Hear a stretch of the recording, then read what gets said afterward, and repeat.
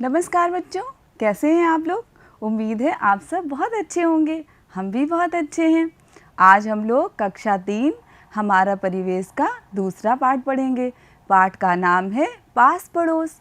आज हम लोग जानेंगे कि पास पड़ोस किसे कहते हैं, पास पड़ोस कैसे बनता है और हमारे पड़ोसी कौन होते हैं। तो चलिए बच्चों, कक्षा की शुरुआत हम लोग कैसे करते हैं। कक्षा की शुरुआत करते हैं हम अपने विचार से। तो देखते हैं कि आज आपका विचार क्या है। तो देखिए, आज का विचार है, आप दूसरों के साथ वैसा ही व्यवहार करें जैसा आप अपने लिए उनसे अपेक्षा करते हैं। एक बार फिर मेरे साथ बोलिए, आप दूसरों के साथ वैसा ही व्यवहार करिए जैसा आप अपने लिए उनसे अपेक्षा करते हैं। ठीक है बच्चों। तो बच्चों, आज हम लोग क्या सीखेंगे। आज हम लोग जानेंगे पास पड़ोस के बारे में। पास पड़ोस किसे कहते हैं, पास पड़ोस कैसे बनता है, हमारे पड़ोसी कौन होते हैं। तो चलिए, कक्षा की शुरुआत करने से पहले क्यों ना हम लोग थोड़ी सी बातचीत कर लें। अब हम आपको एक चित्र दिखाएंगे। आप ध्यान से देखिएगा उस चित्र में क्या बना है। ये देखिए, ये किस चीज़ का चित्र है। ध्यान से देखिए बच्चों, ये है हमारा गांव। जैसे आपका प्यारा सा गांव होता है, वैसे ये भी एक गांव है। इसमें देखिए कई घर बने हुए हैं ना, एक घर, दो घर, तीन घर, चार घर, कई घर बने हुए हैं। बहुत से लोग काम कर रहे हैं। कितना प्यारा सा गांव है। आपका गांव भी तो ऐसे ही होता है ना। अब आप मुझे एक बात बताइए, आपके गांव में क्या सिर्फ आपका अकेले का घर बना होता है।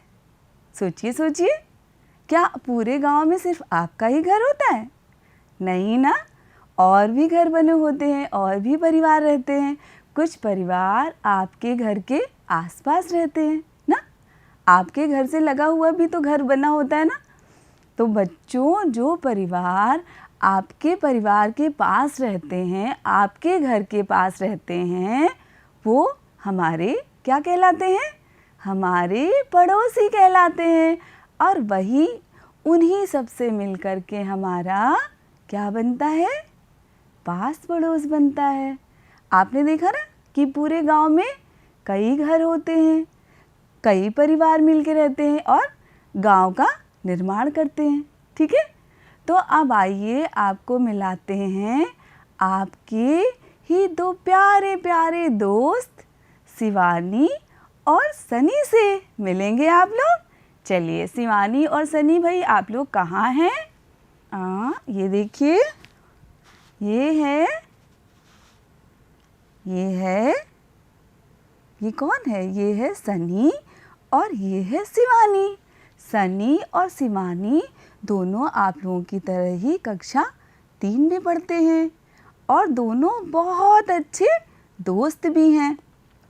सनी का घर और शिवानी का घर अगल बगल में बना हुआ है।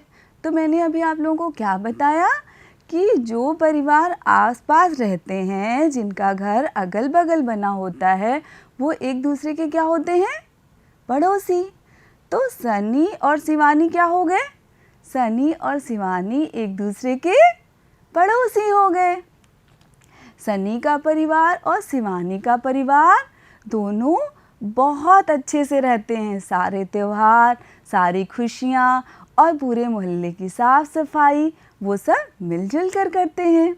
एक बार क्या हुआ था कि सनी के दादाजी बीमार हो गए और सनी के पिताजी शहर में नहीं थे। तो शिवानी के जो पिताजी हैं और शिवानी की माताजी हैं, उन्होंने शिवानी के दादाजी की बहुत देखभाल की। उनको डॉक्टर के पास ले गए, उनकी बहुत अच्छे से केयर की। तो बच्चों, देखा कि अगर शिवानी के पिताजी नहीं थे और सनी के दादाजी बीमार हो गए तो कैसे उनके पड़ोसियों ने उनकी हेल्प की। तो हमारे पड़ोसी जो होते हैं वो हमारे सुख दुख में काम भी आते हैं। ठीक है। तो शिवानी और सनी की तरह ही आप लोग एक अच्छे पड़ोसी बनिएगा और हमेशा हर काम में अपने पड़ोसियों की मदद करिएगा। अब चलिए आप लोग मेरे साथ बोलिए, वो परिवार जो हमारे घर के आसपास रहते हैं, जिनसे हम अपने सुख दुख बांटते हैं, उन्हीं से मिलकर हमारा पास पड़ोस बनता है। एक बार फिर से बोलिए मेरे साथ, वो परिवार जो हमारे घर के आसपास रहते हैं, जिनसे हम अपना सुख दुख बांटते हैं, उन्हीं से मिलकर क्या बनता है? हमारा पास पड़ोस बनता है। अब आप अच्छे से समझ गए ना कि पास पड़ोस किसे कहते हैं बच्चों। अब चलिए आगे बढ़ते हैं। अब आप अपनी पाठ्य पुस्तक निकालिए। हमारा परिवेश कक्षा 3, मैंने पहले ही बताया कि आज हम लोग दूसरा पाठ पढ़ेंगे। तो आप लोग अपनी पाठ्य पुस्तक निकालिए और देखिए कि इरफान काका की झोपड़ी गिरने पर उनके पड़ोसियों ने कैसे उनकी मदद की। आइए देखते हैं।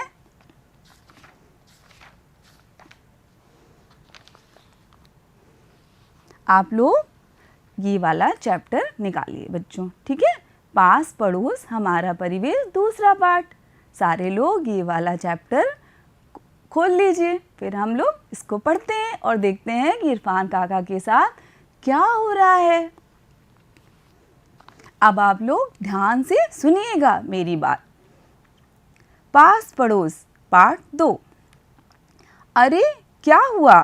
काका झोपड़ी से बाहर क्यों भाग रहे हैं? पास खेलते हुए रमन ने विवेक से कहा। मतलब इरफान काका के घर के पास रमन और विवेक खेल रहे थे। अचानक उन्होंने देखा कि इरफान काका घर से बाहर निकल के आ गए। हाँ देखो, इरफान काका की झोपड़ी तो गिर रही है। अभी तो ठीक थी, यह कैसे हुआ? वहीं खड़ी राधिका बोली, काका को चोट तो नहीं आई? अब बच्चों आप देखिए कि सारे बच्चे आपस में बात कर रहे हैं कि अगर किसी का घर गिरता है तो उसको चोट भी लग सकती है ना। तो रमन, विवेक और राधिका आपस में बात कर रहे हैं कि अगर इरफान काका की झोपड़ी गिर जाएगी तो उनको चोट भी लग सकती है। अब आगे देखिए क्या हो रहा है। उनके घर का सामान भी दब गया होगा। चलो चलो हम लोग उनके पास चलते हैं। रमन, विवेक और राधिका भागकर काका की झोपड़ी के पास पहुंच गए। बच्चों अगर किसी के ऊपर कोई मुसीबत आती है तो हमें तुरंत उनकी मदद के लिए जाना चाहिए ना, जैसे रमन, विवेक और राधिका गए हैं। अगर किसी को सहायता की ज़रूरत हो तो आप जितनी आपसे मदद हो पाए आप तुरंत करने के लिए वहाँ पे चले जाइए। रमन, विवेक और राधिका भागकर काका की झोपड़ी के पास पहुँचे। तब तक काका ने सभी पड़ोसियों को इकट्ठा कर लिया था। जो जितने भी पड़ोसी थे सबने देखा कि इरफान काका की झोपड़ी तो गिर रही है। सारे लोग दौड़ के इकट्ठा हो गए। पड़ोस की सरला दीदी भी वहां पहुंच गई। दीदी ने कहा, काका क्या हुआ? इतना घबरा क्यों रहे हो? सरला दीदी ने कहा, क्या कहा काका से कि आप इतना क्यों घबरा रहे हैं? इरफान काका ने कहा, अरे मैं अकेला क्या करूं? कुछ समझ में नहीं आ रहा। मेरी झोपड़ी गिर गई है। तुम्हारी काकी और जावेद भी यहाँ नहीं है। तो बच्चों देखा, इरफान काका के परिवार में उनकी पत्नी और उनका बच्चा भी नहीं था, तो वो और भी ज़्यादा डरे हुए थे। अगर मुसीबत के समय अपना परिवार ना हो तो इंसान और डर जाता है ना। तो उस समय कौन काम आता है? हमारे पड़ोसी। जैसे इरफान काका की झोपड़ी गिरने पे सारे लोग इकट्ठा हो गए। मेरी झोपड़ी गिर गई है। तुम्हारी काकी और जावेद भी यहाँ नहीं हैं। सारा सामान दब गया है। मैं कैसे निकालूंगा? कहाँ रखूँगा? बारिश का मौसम है। अब भाई ये तो बहुत बड़ी समस्या हो गई। बारिश का मौसम होता है ना, तो जो कच्चे मकान होते हैं, आपके गांव में भी बहुत से कच्चे मकान होंगे, तो पानी का रिसाव होने लगता है और घर गिरने की भी संभावना होती है। तो बारिश के मौसम में तो बहुत दिक्कत होती है ना बच्चों। तो इरफान काका के साथ भी वही हुआ। मुझे जल्दी ही सब कुछ संभालना है। इतनी जल्दी में सब कुछ कैसे होगा? अब इरफान काका बहुत चिंतित हो गए क्योंकि उनकी पत्नी और बच्चे भी नहीं थे और उनकी झोपड़ी गिर गई थी। इरफान काका अपने पड़ोसियों की सदैव मदद करते थे। इरफान काका बहुत अच्छे इंसान थे। वो हमेशा अपने पड़ोसियों की मदद करते थे। उनको परेशान देखकर सभी चिंतित थे। काका के पास इकट्ठा सभी पड़ोसी बोले, आप चिंता न करें काका, आप अकेले नहीं हैं। बच्चों, जब हमारे ऊपर मुसीबत आती है या कोई हमें दुख होता है और उस समय कोई अच्छे बोल बोल के हमारी सांत्वना देता है, हमको ढांढस बनाता है, तो हमें कितना अच्छा लगता है। जब आप बीमार होते हैं और आपके परिवार के लोग आपका ध्यान रखते हैं तो लगता है ना कि हम जल्दी ठीक हो जाएंगे। लेकिन उसके लिए हमें भी अच्छा व्यवहार सबके साथ करना पड़ेगा ना। अगर इरफान काका सबके साथ अच्छा व्यवहार नहीं करते तो आज उनकी मदद के लिए कोई आता? आप सोचिए, आप अपने पड़ोसियों के साथ कैसा व्यवहार करते हैं। आप अकेले नहीं हैं, हम सब आपके साथ हैं। सभी मिलकर काका की झोपड़ी ठीक करने की बात करने लगे। अब सब इकट्ठा हो गए, सारे पड़ोसी इकट्ठा हो गए। उन्होंने देखा कि इरफान काका की झोपड़ी तो गिर गई है, अब क्या किया जाए। अब सबने कहा कि अब सब लोग मिलकर उनकी झोपड़ी को बनाते हैं। देखा, एकता में कितनी शक्ति होती है और पड़ोसी कितने उपयोगी होते हैं। अगर इरफान काका के पड़ोसी अच्छे नहीं होते और इरफान काका उनके साथ अच्छा व्यवहार नहीं करते तो कोई उनकी मदद के लिए नहीं आता। ठीक है बच्चों, अब आगे देखते हैं क्या हो रहा है। सभी ने मिलकर झोपड़ी में दबे सामान को बाहर निकाला। अब सबने मिलजुल के काम करना शुरू कर दिया। तनवीर चाचे ने कहा, मेरे पास सूखे बांस हैं। देखिए, उनकी मदद के लिए लोग अपना सामान भी देना शुरू कर दिए। मैं ले आता हूँ। सरला दीदी ने अपने घर से पुआल ला कर दिया। सरला दीदी ने क्या दिया? पुआल ला के दिया। तनवीर चाचा ने क्या दिया? बांस ला के दिया। सभी मिलकर काका की झोपड़ी बनाने लगे। देखा, मिल करके अब उनका झोपड़ी जैसे गिरी और सारे पड़ोसी इकट्ठा हुए और झोपड़ी बनाने का काम भी शुरू करने लगे। सरला दीदी ने पड़ोस के राकेश और मोहन चाचा को फ़ोन करके बुला लिया। अब भाई इतना बड़ा काम हो रहा है तो और लोगों की ज़रूरत तो पड़ेगी ना, तो इसलिए सरला दीदी ने सोचा कि और लोगों को भी फ़ोन करके बुला लें। सभी ने मिलकर बांस गाड़े, पुआल से छप्पर बनाया। रमन, विवेक और राधिका ने टूटे सामान को छांटकर अलग किया। देखा, कितने अच्छे बच्चे हैं। उनको लगा कि हम लोग ये काम करके इरफान काका की सहायता कर सकते हैं। तो वो बड़ा काम तो नहीं कर सकते ना, छप्पर नहीं बना सकते, लेकिन वो साफ़ सफाई का काम तो कर सकते हैं ना। तो उन्होंने सोचा कि चलो हम तीनों मिल कर के साफ़ सफाई का काम करते हैं। तो उन्होंने क्या किया? टूटे हुए सामान को निकाल करके अलग किया और घर साफ किया। घर के सामान को ठीक से लगाया और घर की सफाई की। अब सोचिए, इरफान काका की झोपड़ी गिर गई, गिरने से सारा सामान और घर तो गंदा हो गया। बच्चों ने मिलके पूरे घर की सफाई की। आप सफाई करते हैं अपने घर में? सफाई एक बहुत अच्छी आदत होती है। अपने आस पड़ोस भी बहुत साफ़ सफाई रखनी चाहिए और अपने घर और अपने शरीर की भी रोज़ नहाना चाहिए, रोज़ ब्रश मंजन करना चाहिए। ठीक है बच्चों? रमन ने पूछा, अरे यह कूड़ा कचरा कहाँ रखा जाए? अब भाई इरफान काका का घर साफ़ हुआ तो क्या निकला? कूड़ा करकट। अब कूड़ा करकट तो हम ऐसे ही कहीं नहीं फेंक देते। क्या आप फेंकते हैं क्या कहीं भी ले जाके? नहीं फेंकते ना। ये बहुत गंदी आदत होती है कि अपने घर का कूड़ा कचरा हम किसी के सामने ले जाके डाल दें। उसके लिए एक निश्चित स्थान होता है ना। तो सरला दीदी ने कहा, इसे घूर गड्ढे में डाल आओ। घूर गड्ढा होता है ना गांव में, जहाँ पे सारे लोग कूड़ा कचरा इकट्ठा करते हैं। तो उन्होंने कहा कि कूड़ा कचरा बच्चों इधर उधर नहीं फैलाना, आप सीधे ले जाके उसको घूर गड्ढे में डाल दीजिए। अब देखिए आगे क्या होता है। रमन ने सारा कूड़ा कचरा घूर गड्ढे में डाल दिया।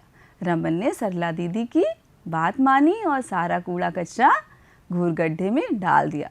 ये बहुत बड़ा सबक है बच्चों कि आप कभी भी अपने विद्यालय में हो या घर में हो, आसपास गंदगी नहीं फैलाएंगे। ठीक है? यह काम हो ही रहा था, तभी विवेक के पापा पेड़ा और पानी लेके आ गए। अब भाई सारे लोग काम करके थक गए थे, तो विवेक के पापा ने सबको पानी पिलाया, पेड़ा खिलाया और सब फिर से खुश हो गए। सभी ने पेड़े खाए और पानी पिया। विवेक ने इरफान काका की चारपाई नई झोपड़ी में रखी। राधिका ने अपने घर से लाकर साफ चादर बिछाई। बच्चों, ये चीज़ होना ही चाहिए सबके अंदर कि हम समाज में रहते हैं और समाज में रहने की वजह से हम मिलजुल कर ही जीवन जी सकते हैं। हम अकेले जीवन तो नहीं जी सकते, तो इसलिए हमेशा एक दूसरे का सहयोग करना चाहिए। कभी भी कोई मुसीबत हो तो आगे बढ़ कर के उसका सामना करना चाहिए और ढांढस बनाना चाहिए। ठीक है, मुसीबत अपने आप ही भाग जाएगी। काका उस पर बैठे, उनकी आंखों में खुशी के आंसू झलक रहे थे। अब इरफान काका ने देखा कि कैसे पड़ोसियों ने उनकी मदद की। सारे लोगों ने फटाफट से घर से अपने, किसी ने पुआल दिया, किसी ने बांस दिया, किसी ने चादर बिछाई, बच्चों ने घर साफ किया और उनका घर बिल्कुल तैयार हो गया। जबकि उनके पत्नी और बच्चे नहीं थे और बारिश का समय था। तो बच्चों, आपने अभी इस चरण से क्या सीखा कि हमारे पड़ोसी हमारे बहुत अच्छे मित्र होते हैं, बहुत अच्छे सहयोगी होते हैं। उनके बिना हमारा जीवन अधूरा होता है, जीवन नहीं चलता। तो हमें उनके साथ बहुत अच्छा व्यवहार करना चाहिए। और जो एक बहुत अच्छी बात इस पाठ से निकल के आई है वो है कि सरला दीदी ने क्या बोला रमन और विवेक से कि कूड़ा आप कहाँ डालेंगे? कूड़ा डालेंगे घूर गड्ढे में। घूर गड्ढे में ही क्यों डालेंगे? क्योंकि उससे गंदगी नहीं फैलेगी। लेकिन बच्चों, अभी समय बदल गया है। अब आपका एक प्यारा सा दोस्त है जो आप सबसे मिलने आने वाला है। वो आपसे कुछ बातें बताना चाहता है। वो आपके विद्यालय में भी लगा होता है और आपके गांव में भी लगा होता है और आपसे कहना चाहता है कुछ बातें। तो आप सुनेंगे उसकी बातें? आइए, चलिए आपको मिलाते हैं आपके दोस्त से।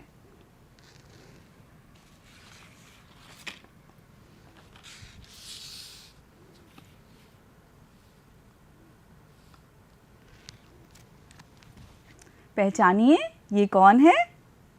ध्यान से देखिए, ये आपके आसपास ही होता है। आपके विद्यालय में हो सकता है, आपके गांव में कहीं न कहीं लगा हो सकता है। देखिए, ये है, पढ़िए, मैं हूँ कूड़ादान। ये आपसे मिलने आया है और कुछ बातें आपसे करना चाहता है।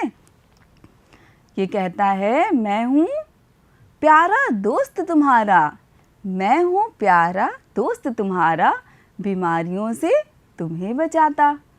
और क्या कह रहा है? बच्चों, मैं बहुत उपयोगी हूँ, आप सब हमेशा मेरा प्रयोग करें। आप कूड़ा करकट किस में डालेंगे? कूड़ादान में। कूड़ादान यही तो कह रहा है ना आपसे। अब कूड़ा कचरा इधर उधर मत फेंको, मेरे अंदर डालो। ये इसीलिए तो लगा होता है और आज तो आपसे कहने भी आया है। आगे देखते हैं क्या कह रहा है। बच्चों, मेरा प्रयोग करके तुम कई संक्रामक रोगों से बच सकते हो। बीमारियों का मुख्य कारण क्या होता है बच्चों? बीमारियों का मुख्य कारण होता है गंदगी। जब हम कूड़ा कचरा इधर उधर फैलाते हैं, उस पे मक्खी बैठती है, मक्खी फिर हमारे खाने पे बैठती है और हमें बीमार कर देती है। तो अगर हम कूड़ा कचरा इसमें, आपका जो प्यारा दोस्त है उसमें डालेंगे, तो कूड़ा कचरा इकट्ठा रहेगा, ना उस पर मक्खी बैठेगी, ना वो आपके खाने पे बैठेगी, ना आपको बीमार करेगी। तो अब आप इसका प्रयोग करेंगे। आगे देखिए क्या कहता है। बच्चों, अपने आसपास खूब साफ सफाई रखो और हर बार मेरा प्रयोग करो। तो कितना प्यारा दोस्त है ये आपका। आप लोग मुझसे वादा करिए कि आप लोग विद्यालय में हो, घर में हो या कहीं पे भी हो, आप सफ़र कर रहे हो, सड़क पे हो, आप गंदगी नहीं फैलाएंगे, आप हमेशा इसका प्रयोग करेंगे। कितना अच्छा दोस्त है ना आपका ये। चलिए, अब आपने पाठ को पढ़ा, अब कुछ प्रश्नों के उत्तर दीजिए मुझे। इरफान काका क्या सबकी मदद करते थे? सोचिए, अभी आपने क्या पढ़ा? सोचिए सोचिए, आपको सब पता है। हाँ, इरफान काका बहुत अच्छे इंसान हैं और वो हमेशा अपने पड़ोसियों की मदद करते थे ना। तभी तो सारे पड़ोसी उनकी मदद के लिए तुरंत आ गए। अगर इरफान काका की सबने मदद न की होती तो क्या झोपड़ी बन पाती? सोचिए, अगर इरफान काका की उनके पड़ोसियों ने मदद ना की होती तो क्या झोपड़ी बन पाती बच्चों?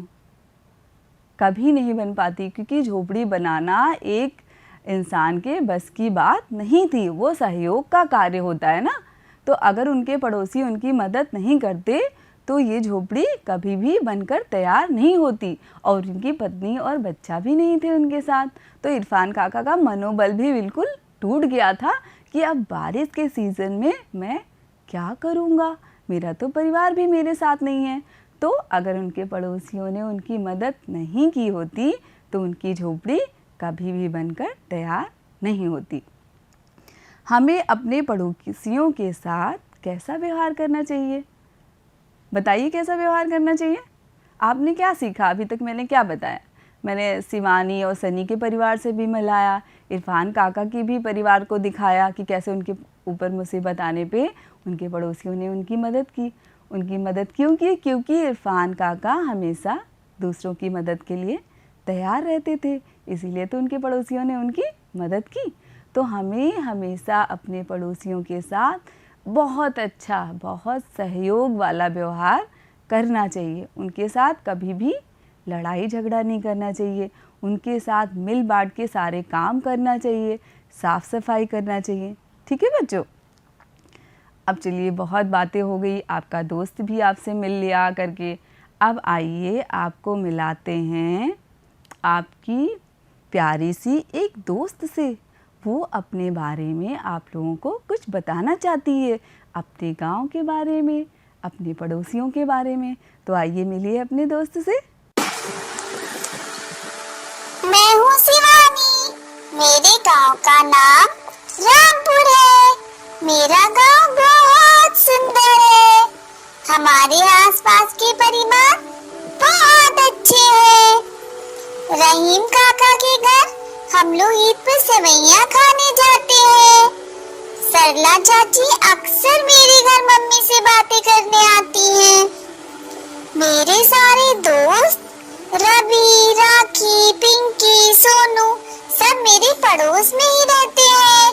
हम सब शाम को बहुत खेलते हैं। हम सब मिलकर सारे त्योहार बड़े धूमधाम से मनाते हैं और एक दूसरे की मदद भी करते हैं। हम सब मिलकर गांव की साफ सफाई करते हैं। पिंकी के जन्मदिन पर हम सब ने बहुत मस्ती की थी। हमारे पड़ोसी बहुत अच्छे हैं, वो हमेशा हमारी मदद करते हैं।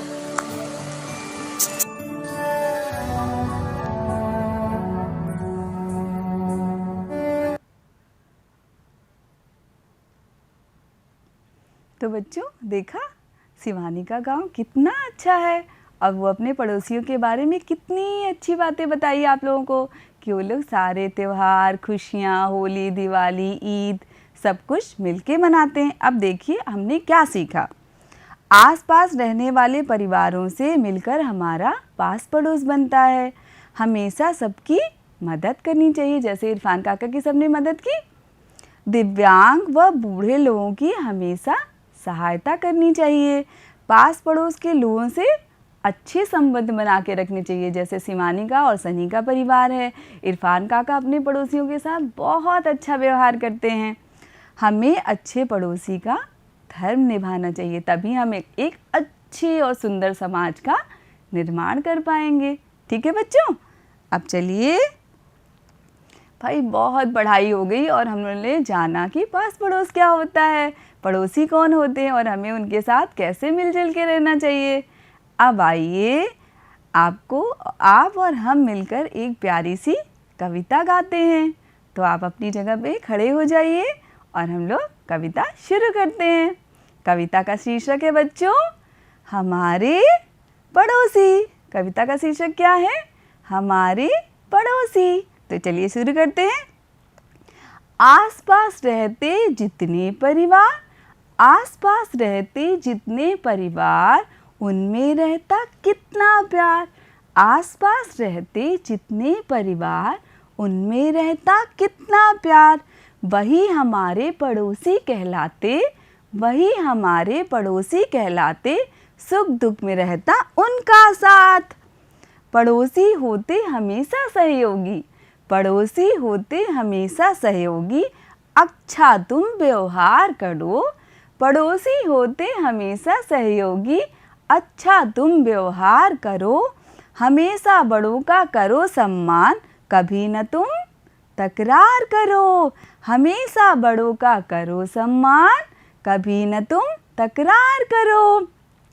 हमेशा शिष्टाचार निभाओ, हमेशा शिष्टाचार निभाओ, पड़ोसी का तुम धर्म निभाओ।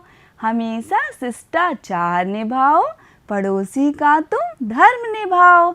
हमेशा मदद को रहो तैयार, हमेशा मदद को रहो तैयार, सुंदर समाज का करो निर्माण। आसपास रहते जितने परिवार, उनमें रहता कितना प्यार, वही तो हमारे पड़ोसी कहलाते। तो बच्चों, कैसी लगी आपको कविता? ये कविता आप ज़रूर याद करिएगा और हमें सुनाइएगा। अब आपको एक प्यारा सा हम गृह कार्य देते हैं।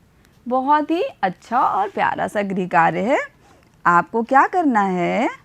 आपको एक ऐसा चार्ट बनाना है। क्या बनाना है बच्चों?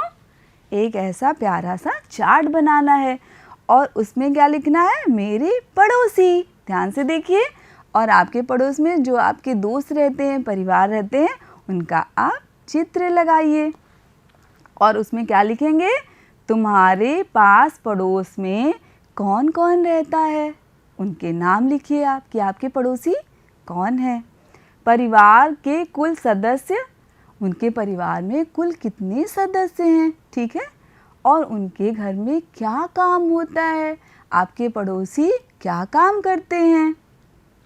तुम अपने पड़ोसियों के साथ कौन कौन से कार्य मिलजुल कर करते हो, ये भी आपको इस चार्ट में लिखना है कि आप अपने मोहल्ले की साफ़ सफाई करते हैं, उनके साथ अच्छा व्यवहार करते हैं, और कौन कौन से त्यौहार, होली, दिवाली, ईद, क्रिसमस, क्या क्या आप उनके साथ मिलके मनाते हैं, और आपके पड़ोस में आपके दोस्त कौन कौन रहते हैं। ठीक है बच्चों, ये चार्ट आप बनाइए और सारी चीज़ें उसमें लिखिए। अगर आपके पास कलरफुल चार्ट नहीं है तो आप सादे कागज़ पे भी बना करके लिख सकते हैं और क्रेयॉन्स कलर से उसको कलर कर सकते हैं। अब उसके बाद एक बार फिर आप लोगों ने देखा, जाना कि हमारे पास पड़ोस के लोग कैसे होते हैं, हमारे पड़ोसी कौन होते हैं, कैसे हमें उनके साथ बहुत अच्छा व्यवहार करना चाहिए, मिलजुल के सारे काम करना चाहिए ना, करेंगे ना। आप लोग बहुत अच्छे बच्चे हैं, मेरी हर बात मानते हैं, तो मेरी ये बात भी ज़रूर मानेंगे। और हाँ, चलते चलते मैं आपको आपके एक दोस्त से मिलाना चाहती हूँ, आप सबको वो बहुत पसंद आएगा। ये कौन है? ये है आपका प्यारा मोटू। ये हमेशा सहायता करता है ना सबसे। ये आपसे कहना चाहिए हमें अपने दोस्तों के साथ अच्छा व्यवहार करना चाहिए और अपने खिलौने और सारे सामान जो हैं अपने दोस्तों के साथ बांटना चाहिए। तो बच्चों, इन्हीं शब्दों के साथ मैं आज की कक्षा का अंत करती हूँ। हम लोग कल एक नई कक्षा के साथ मिलेंगे और जानेंगे कि पास पड़ोस में हमें कैसा व्यवहार करना चाहिए और हमारे पड़ोसी हमारे लिए क्यों आवश्यक होते हैं। तो धन्यवाद बच्चों और नमस्कार बच्चों। अपना ध्यान रखिए, अपने परिवार का ध्यान रखिए, अपने आसपास खूब सफाई रखिए। चलिए, ध्यान रखिए अपना। नमस्कार।